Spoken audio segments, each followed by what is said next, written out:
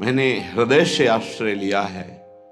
इसलिए मैं प्रिया प्रीतम की चर्चा, नाम कीर्तन, धाम की महिमा, रसिकों का संग, रसिकों की चर्चा, इसके सिवा नान्यम बदामी, हमारी वाणी मौन रहेगी, कभी नहीं बोलेगी। धन्य है वो उपासक जो इस निष्ठा को प्राप्त है। नान्यम बदामी, हरिवंश महाप्रभु कहते हैं, रसना कटो जो अन रटो। अगर प्रियालाल की चर्चा के सिवा कुछ अन्य बोलूं तो मेरी जबान कट जाए। नान्यम बदामी, देखो ये निष्ठा बिना धारण किए वाक्येंद्री पावन नहीं होगी। वाक्येंद्री पावन नहीं होगी तो उसी में विराजमान रसेंद्री भी अपावन रहेगी। रसेंद्री बिगड़ी हुई है तो जनेंद्री को शासन में ले ही नहीं सकते, अर्थात समस्त इंद्रियां आपको अपने अधीन कर लेंगी। जो इंद्रियों के अधीन होता है उससे पापाचरण बनता है, जिससे पापाचरण बनता है उसकी दुर्गति होती है। बिना निष्ठा के नहीं। निष्ठा मानो ऐसी ब्रेक है कि तत्काल उसको रोका जा सकता है। जो हमारी संसार की तरफ वृत्तियां बढ़ रही उनको तत्काल रोका जा सकता है। निष्ठा में ताकत है और किसी में। जैसे ब्रह्मचर्य की निष्ठा, उसका ब्रह्मचर्य पर महत्व हुआ और ब्रह्मचर्य निष्ठावान तो चाहे स्वर्ग लोक की अप्सरा आ जाए उसके मन में काम भोग की लालसा नहीं पैदा हो सकती। निष्ठा में ताकत है, अन्य नहीं। अन्य तो फिर मन बड़ा चंचल है, वो फिर टिकना मुश्किल, थोड़ी देर लड़ेगा फिर परास्त होकर उसी में गिर जाएगा। निष्ठावान नहीं, लड़ने की ही जरूरत नहीं, रुचि ही नहीं है, स्वाभाविक रुचि नहीं रहती निष्ठावान की। नान्यत बदामी, नहीं बोलूंगा। प्रियालाल की चर्चा, भगवत चर्चा, नाम जप, नाम कीर्तन, गुण कीर्तन, इसके अलावा मौन। अब देखो कौन उपासक इसको धारण करता है। प्रपंच की वार्ता करने में वाणी बड़ी प्रवीण है, चुगली करने में, निंदा करने में, ईर्ष्या की बातें करने में, राग द्वेष की बातें करने में, इससे बड़ा सुख अनुभव होता है, क्योंकि इसको दुर्गति करानी है उस जीव की जो इस वाक्येंद्री के अधीन हो गया है। आगे कह रहे, न श्रृणोमि, श्रवणेंद्री का बहुत बड़ा महत्व है। जो हम सुनते हैं उसका चिंतन होता है, जो चिंतन होता है वही क्रिया होती, जो क्रिया होती उसी का परिणाम होता है। कानों को बहुत संभाल के रखें, सुनने मात्र से हमारे अंदर चिंतन बनता है। कठोर शब्द, निंदनीय शब्द, प्रापंचिक शब्द, विषयाकर्षण भरे शब्द, विषयाकर्षण भरे गाने, विषयाकर्षण भरे आकर्षण, ऐसा जो चित्त को क्षुब्ध करके विषय में लगा दे, बिल्कुल नहीं सुनना चाहिए। ऐसी परिस्थिति में यदि श्रवणेंद्री को शासन में लेने का युक्ति नहीं पता है तो कान में उंगली डाल लो और वहां से हट जाओ, नहीं तो श्रवणेंद्री को तत्काल अंतर्मुख किया जाता है। बाहर केवल जैसे चिड़ियां चहचहा रही आवाज मात्र है, शब्द का बोध नहीं हो सकता, क्योंकि श्रवणेंद्री अंतर्मुख शब्द का चिंतन कर रही, नाम का। पर यह बहुत अच्छे उपासक की स्थिति होती है जहां आपको ऐसी स्थिति ना हो और प्रपंच वार्ता हो, भगवत चर्चा रहित वार्ता हो, कान में उंगली डालकर वहां से हट जाना चाहिए, चाहे जैसी सभा हो, नहीं तो उपासना खंडित हो जाएगी, उपासना बाधित हो जाएगी। ऐसा कौन साधक करता है? जिसका लक्ष्य बन गया है भगवत प्राप्ति।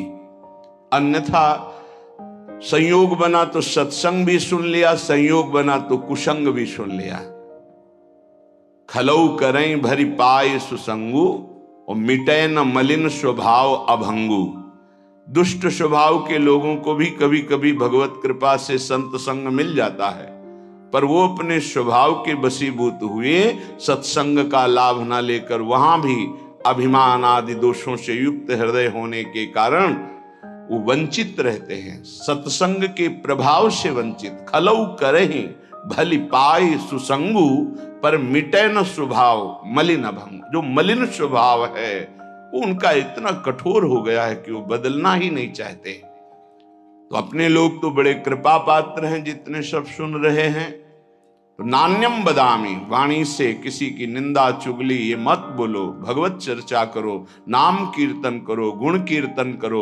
जो संसारिक व्यवहार व्यापार की वार्ता है, पहले राधा बोलो, मध्य में राधा बोलो, बाद में राधा बोलो और उसको समर्पित कर दो, भजन बन जाएगा, महान सुख प्राप्ति का वो कर्म बन जाएगा, वो योग हो जाएगा।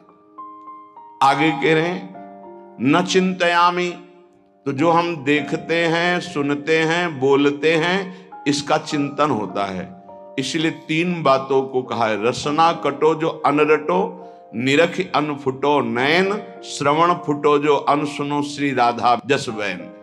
अगर किशोरी जी का जस नहीं है तो हम बोलेंगे नहीं, सुनेंगे नहीं, देखेंगे नहीं, क्योंकि जो बोला जाता है, सुना जाता है, देखा जाता है तो उसका चिंतन होता है। तो न चिंतयामी, अगर चिंतन ठीक करना है, चिंतन से भगवत प्राप्ति होती है। अनन्य चेता सततम यो माम स्मृति नित्यशः तस्याहम सुलभा पार्थ नित्य युक्तस्य योगिना। भगवान अनन्य चिंतन वाले को कहते हैं मैं उसे सुलभ हो जाता हूं, मैं स्वयं सुलभ हो जाता हूं। पर चिंतन करना बहुत कठिन बात है। बाहरी साधनाएं भगवत प्राप्ति की ऐसा कर भी सकता है कोई पुण्यात्मा, पर भगवत चिंतन निरंतर होना ये कोई महात्मा ही कर सकता है। महात्मा गृहस्थ में भी होते हैं, विरक्त में भी होते हैं। महात्मा एक स्थिति का नाम है, भेष का नहीं। अगर वेश है, स्थिति नहीं, तो महात्मा नहीं। भेष नहीं है, स्थिति है, तो महात्मा है। वो महात्मा है जो वाणी के द्वारा सत्य और मृदु और हितकर भगवत चर्चा, नेत्र के द्वारा सर्वत्र भगवत भाव से दर्शन, श्रवणेन्द्रिय के द्वारा सर्वत्र जो वाणी है वो भगवत स्वरूप है, शब्द ब्रह्म में है, ऐसा मानकर उदासीन हो गया है, केवल भगवत चर्चा सुनता है, नाम कीर्तन सुनता है, भगवत भाव से युक्त जो महान पुरुष है उनके चरित्रों को सुनता है, जो व्यवहार की वार्ता करता है वो भगवत समर्पित नाम युक्त। अब उसका चिंतन अनन्य बनता है। जिसका अनन्य चिंतन बनता है उसकी पूरी जिम्मेवारी श्री भगवान ले लेते हैं। प्राप्ति जो भी तुम्हारा ऐश्वर्य वैभव भगवत सामग्री है उसकी रक्षा करना, और जो अप्राप्त की प्राप्ति कराना है वो जिम्मेवारी श्री भगवान ले लेते हैं। अनन्य चिंतयन्तो माम ये जनाः पर्युपासते तेषाम नित्याभियुक्तानाम योगक्षेमम वहाम्यहम। मैं उसके योगक्षेम का स्वयं भान करता हूं जो मेरा अनन्य चिंतन करता है। अनन्य चिंतन वही कर सकता है जिसकी वाणी पवित्र, श्रवणेन्द्रिय पवित्र, नेत्रेंद्रिय पवित्र। तो न चिंतयामी, इसके विरुद्ध हमारा कभी चिंतन नहीं होगा। चिंतन कहते हैं जो अंदर ही अंदर चलता रहता है, वो भगवत चिंतन, वो भगवत प्राप्ति कराता है। बाहरी साधनों का फल है अंदर का चिंतन, निरंतर अपने आराध्य देव का होने लगना। तो नान्यद ब्रजामी, एक भी कदम हम भगवत विमुख नहीं चल सकते। कहां जा रहे हो, क्या करने जा रहे हो, ये कभी विचार करते हो? तुम्हारे पैर कहां जा रहे हैं, तुम्हारा लक्ष्य क्या है जाने का? ये जो पैर चल रहे हैं किस दिशा में जा रहे हैं, किस हेतु से जा रहे हैं? संभालो। संसार के मार्ग में कुमार्गगामी चरण न होने पावे तुम्हारे, नहीं तो आचरण नष्ट हो जाएंगे। आचरणहीन की दुर्गति होती है। कहां जा रहे हो? मदिरालय? रोको अपने चरण को। कहां जा रहे हो? गलत आचरण करने जा रहे हो? रोक लो अपने पैर को, वापस लौट आओ। जिस यात्रा में यात्री अपने मार्ग को नहीं पहचानता वो भटक जाता है, वो भूल भुलैया में फंस जाता है, फिर उसका जीवन पूरा नष्ट हो जाता है। ये ऐसी भूल भुलैया माया की है। एक बार इस दलदल में फंस गए, निकलना बड़ा कठिन है। सत्य मानिए, हर इंद्री का दलदल है। जनेन्द्री के भोग में फंस गए, निकलना मुश्किल। रसेंद्री के स्वाद में फंस गए, निकलना मुश्किल। नेत्रेंद्री के रूप में फंस गए, निकलना मुश्किल। ये बहुत विचित्र भगवान की माया। कहां जा रहे हैं तुम्हारे चरण, किस दिशा को, क्या लक्ष्य है? विवेक के द्वारा रोक लो। अगर सही दिशा है तो उत्साह संपन्न होकर नाम जप करते हुए जाओ। अगर गलत लक्ष्य है तो तत्काल रोक लो, जबरदस्ती वापस हो जाओ। ऐसा संग, ऐसा रंग न चढ़ने पावे कि पूरा जीवन माया में व्यतीत हो जाए। यहां निष्ठा की बात कह रहे हैं। मैं धाम निष्ठ हूं, एक कदम भी वृंदावन की सीमा के बाहर नहीं जाऊंगा, चाहे प्राण निकल जाए, चाहे जितना भयानक पीड़ा हो, रोग हो, कष्ट हो, धाम नहीं छोड़ेंगे। सच्ची मानिए, निष्ठा में बहुत बड़ी ताकत है। बड़े बड़े चमत्कार इस निष्ठा में देखे, बड़ा बड़ा परिवर्तन देखा। जो औषधियों से नहीं होता वो धाम निष्ठा से हो जाता है। धाम निष्ठ को कभी व्याकुल होकर, रोग से पीड़ित होकर, समस्याओं से पीड़ित होकर भागना नहीं चाहिए। हर समस्या का समाधान यही हो जाएगा, क्योंकि ललीजू के जो चरण हैं वो सुरतरु कामधेनु चिंतामणि, भगवत रसिक अनन्य अली के, जावक जुत जुग चरण लली के, यही विराजमान है स्वामिनी जी। एक बार नहीं, लाखों बार की बात है।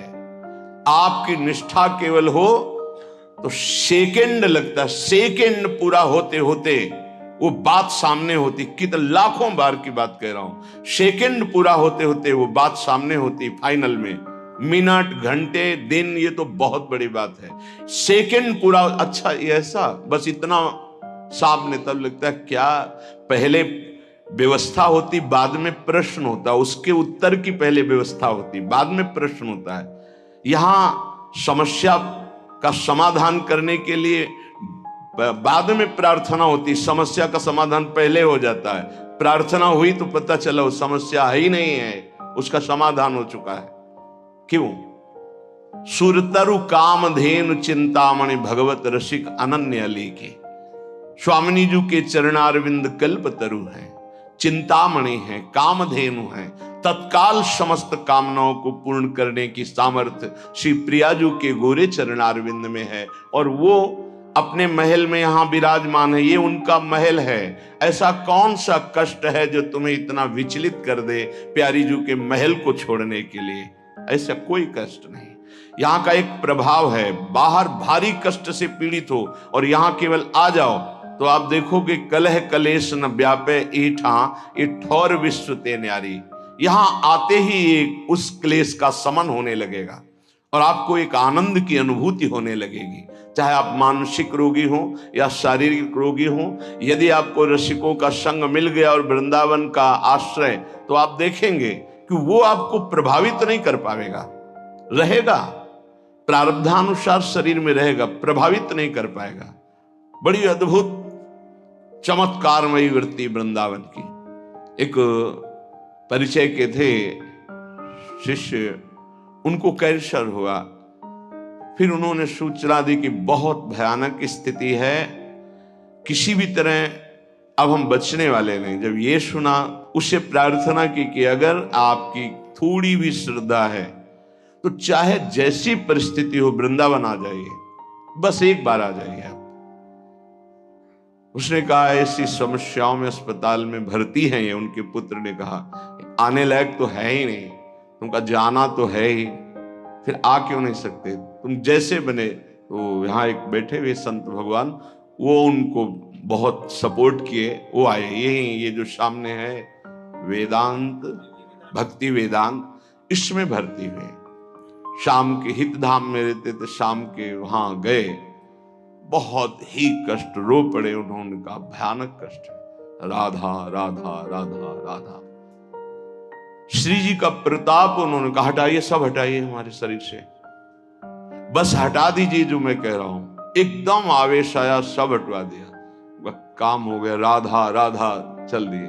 बाहर निकल के आए, थोड़ी देर बाद पता चला वो श्री जी के पास गए तो उनके पुत्र बता रहे थे उस समय से कुछ नहीं, वो जो उनके यंत्र सब लगे हुए थे, वो कहा मेरा कोई कष्ट नहीं, अब मुझे श्री जी बुला रहे, मैं जा रहा हूं, चले गए।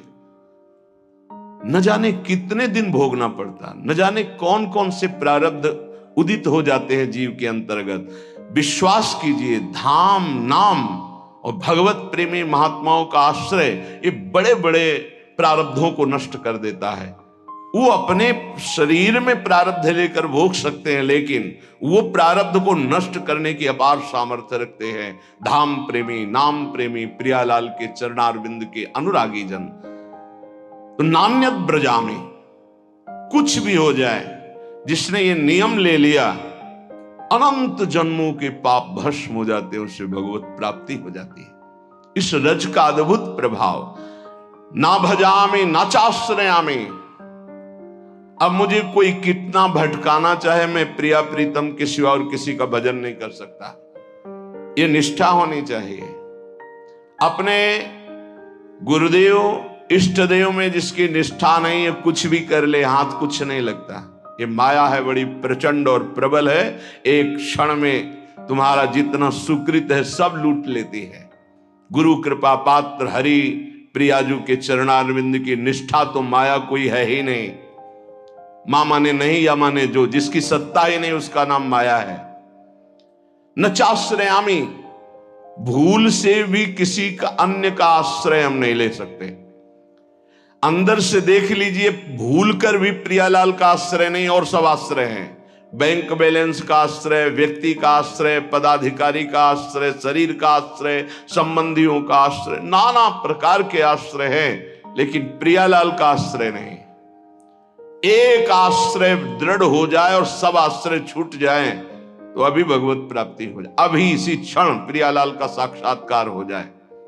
आश्रय में कमी रहती है। वो पता तब चलता है जब सुख या भारी दुख की संयोग वृत्ति होती। भारी सुख मिला, मैंने किया ऐसा ऐसा तो मुझे मिला, या अमुक ने सहयोग किया ऐसा, वो प्रियालाल को नहीं देख पाता। भारी दुख की परिस्थिति है, अमुक को फोन करो, अमुक का परिचय उसको याद आता है, प्रियालाल का नहीं।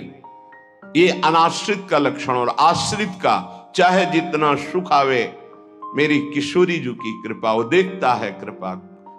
चाहे जितना दुख आवे, वो उसमें भी उनका विधान देखता है। मेरी लाडली जो कोई मंगल विधान कर रही, उसका कहीं किसी और की तरफ अंदर से वृत्ति नहीं जाएगी। ना चाश्रयामी, मैं किसी अन्य का आश्रय नहीं ले सकता। पश्यामि जागृति तथा स्वप्ने भी नान्यत।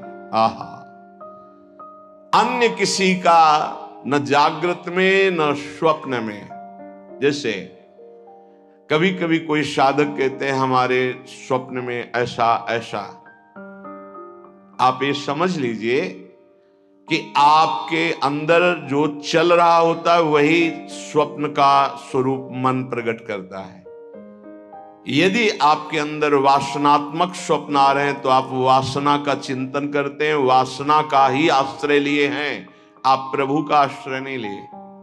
प्रभु का आश्रय लिए हैं तो पक्का बड़े बड़े संत महात्मा आएंगे, भगवत चरित्र की कोई न कोई स्फुरणा होगी, स्वप्न बड़ा मंगलमय होता है। कभी गंदे स्वप्न आ ही नहीं सकते। जब तक गंदे स्वप्न आते हैं तो जागृत अवस्था में कुछ गंदगी आप बटोरते हैं, वो क्रिया के द्वारा हो या चिंतन के द्वारा हो। यदि जागृत का आप पूर्ण रूप से पावन समय व्यतीत करते हैं तो स्वप्नावस्था अपने आप मंगलमयी हो जाएगी। ये स्थिति पहचानी जाती है साधक की कि किस कोटि का साधक है। स्वप्न गंदे कभी नहीं आ सकते और स्वप्न आने का समय ही नहीं रहता। बहुत कम निद्रा के लिए समय दिया जाता है, तो उस समय जो होता है वो भागवतिक स्वप्न आएंगे या कोई आदेश होगा, संकेत होगा, अन्यथा नहीं। जागृत स्वप्न सुसुप्ति स्फुरत में राधा पदाब्ज छटा। यहां श्रीपाद कह रहे पश्यामि जागृति तथा स्वप्ने भी नान्यत, ना जागृत में ना स्वप्न में किंचन मात्र किसी अन्य का चिंतन, अन्य का आश्रय नहीं। स्वप्न गंदा, चिंतन आपका गंदा है इसलिए आया है। उसे नकारिए नहीं, स्वीकार कीजिए और चिंतन को बदलिए।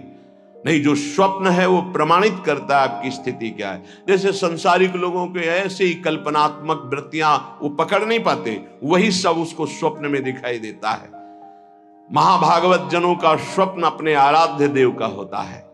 श्री राधिका रति विनोद वनम बिना हम, बिना वृंदावन के हमारा कोई अस्तित्व नहीं। धन्य है, श्री वृंदावन के बिना हमारा कोई अस्तित्व नहीं, अन्य कोई आश्रय नहीं। अपना अस्तित्व वृंदावन प्रिया प्रीतम, अपना आश्रय वृंदावन, प्रिया प्रीतम।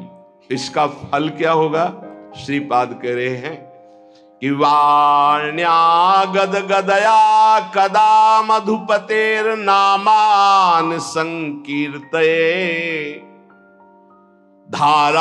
धाराभिनयनाम भसाम तरुतल क्षोणीम कदा पंकये दृष्ट्वा भावनया पुरो मिल दिव स्वांतैक भोग्यम महो द्वंद्व हेम हरिन मणिच्छवि कदा नंसे मुहुर्व्यूहला। इस निष्ठा का परिणाम क्या होता है? तो बोले वाणी उसकी गदगद अवरुद्ध हो रही और कीर्तन कर रहा है। वाण्या गद गदया कदा मधुपतेर नामान संकीर्तये। श्री श्यामा श्याम का नाम कीर्तन करते हुए वाणी गदगद हो गई, अवरुद्ध हो गया कंठ। धाराभिनय नाम भसाम तरुतल क्षोणिम कदा पंकये। किसी लता वृक्ष के नीचे बैठकर हा राधा कहता हुआ रो रहा है, और जहां बैठा है वहां की भूमि को आंसुओं से गीला कर दिया है। धाराभिनय नाम भसाम तरुतल क्षोणिम कदा पंकये। सोचो, यहां स्वार्थ में तो आंसुओं की झड़ी लग सकती है, अगर स्वार्थ में ठेस पहुंच जाए तो। मोह में आप रो सकते हैं, लेकिन प्रियालाल के लिए नहीं रो सकते। अगर कहीं प्रियालाल के सामने, मानो मंदिर में प्रभु के सामने कोई रोता नजर आवे, तो विश्वास नहीं है कि वो प्रभु के लिए रो रहा है।